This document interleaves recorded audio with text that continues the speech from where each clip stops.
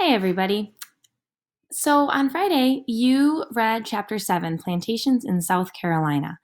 And the big question was, why did plantation owners have enslaved workers? So plantations are these large farms that generally grow cash crops like tobacco, and we talked about, and enslaved workers, slaves. So why do these very large farms have slaves? And you had an exit ticket, and the general idea is that the plantation owners have slaves because they do not have to pay them for work. When they are buying a slave, they're stripping that person of all their freedoms and for the rest of their life. So they own them just like they own a piece of property. And if they have people on their farms that are doing the labor, and they don't have to pay them, that means that that plantation owner gets to keep all the profit or all the money. They don't have to distribute any of that money to the workers. So when you grow up and you get a job, and let's just say you're in high school and you want to get a part-time job working at McDonald's.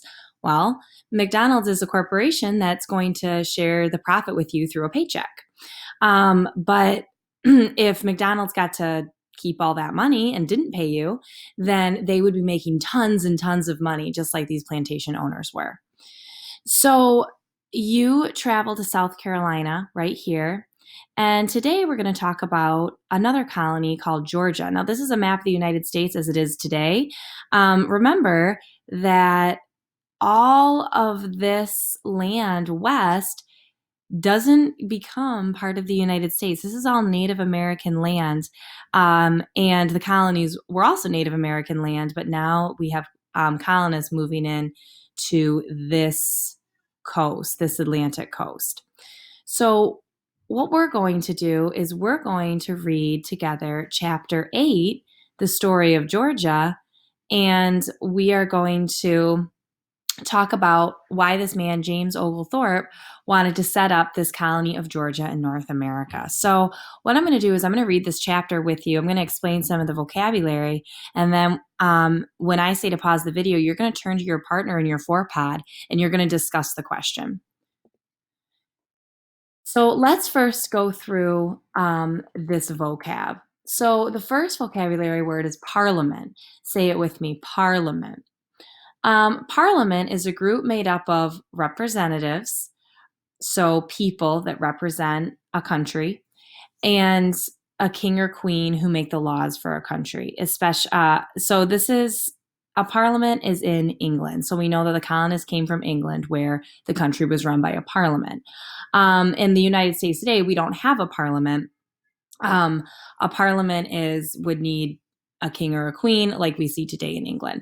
So when you hear the word parliament today in the reading, just substitute that word for government. It's just a government made of people that represent the country and also the king and the queen.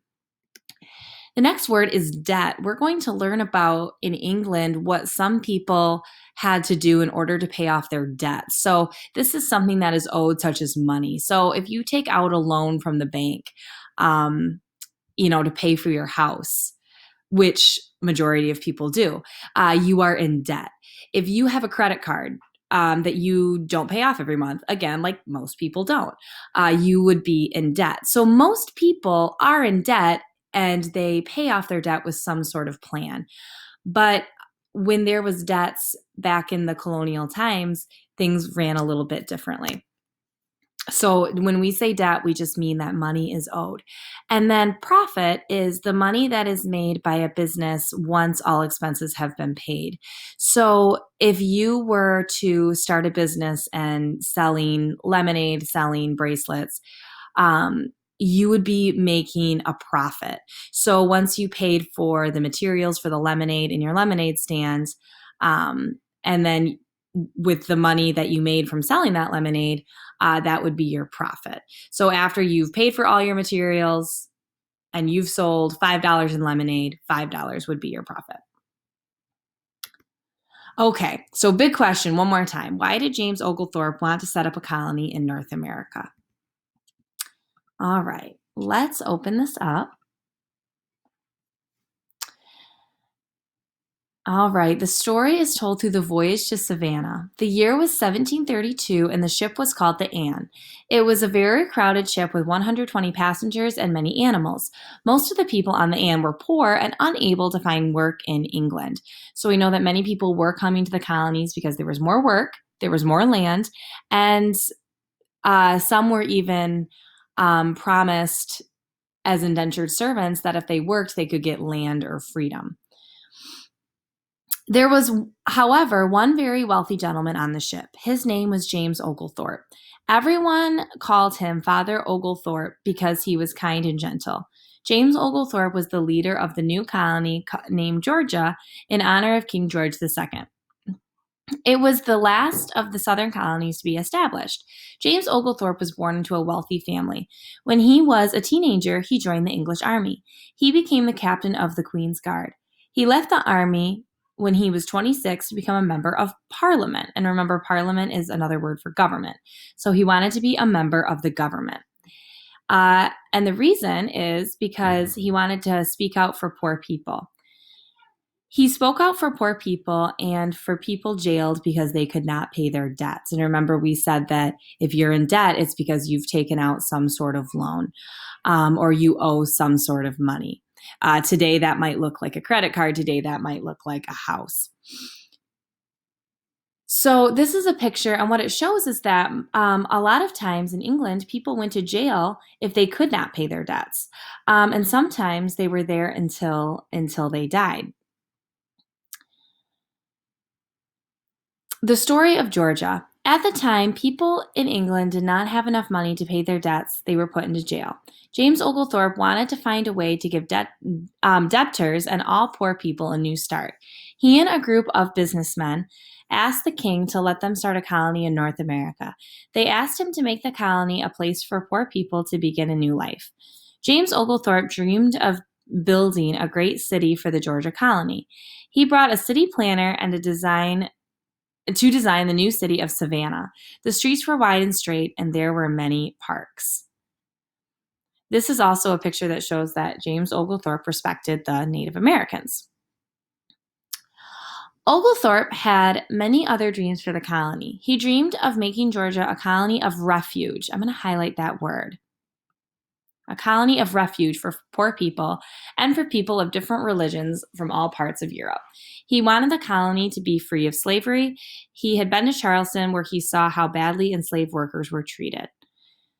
So let's take a look at the word refuge. It said Oglethorpe had many dreams for the colony. He dreamed of making Georgia a colony of refuge for poor people and people of different religions from all parts of Europe. Based on what we read, can we draw some conclusions about what maybe the word refuge might mean? Pause the video and turn to your partner. Okay, once you've talked to your partner, you may have said maybe refuge means a place of peace, a place of a new beginning, a place of a fresh start. And all of those would be correct. If you said anything along those lines, that'd be correct. He wanted to create this fresh start for people that owed money. He wanted to create this fresh start for people that practiced different religions. And he also didn't want his colony to have slaves. Oglethorpe believed that Native Americans should be treated fairly and with respect. He made a rule that no white man may cheat on the Native Americans. The Native Americans called James Oglethorpe the Great Man. They called him that to show their respect for him. So what happened next? Some of Oglethorpe's dreams did not come true. Parliament, or the government, made it hard for people who owed money in England to leave English jails and settle in Georgia. So that means that he created this colony of a fresh start and refuge, but the government in England is making it hard for the people to actually leave jail and come to Georgia to start that new life. Rice turned out to be the only crop that could be grown in Georgia and sold for money or a profit. And to grow rice, many workers were needed. I want you to pause the video for a moment, and then I want you to answer this question after you pause. It says that many workers were needed to grow this rice. How do you think they're going to get these workers? Pause the video if you haven't already. Okay, after you've discussed, if you said perhaps bringing over more indentured servants, or perhaps bringing over more enslaved workers, you would be correct. We can see in the next paragraph in 1970, the leaders of Georgia decided to change the rules. Slavery and big rice plantations are now allowed, just as in the Carolina colony. So he had these dreams for Georgia, but they did not work out the way he wanted them to. So, your exit ticket today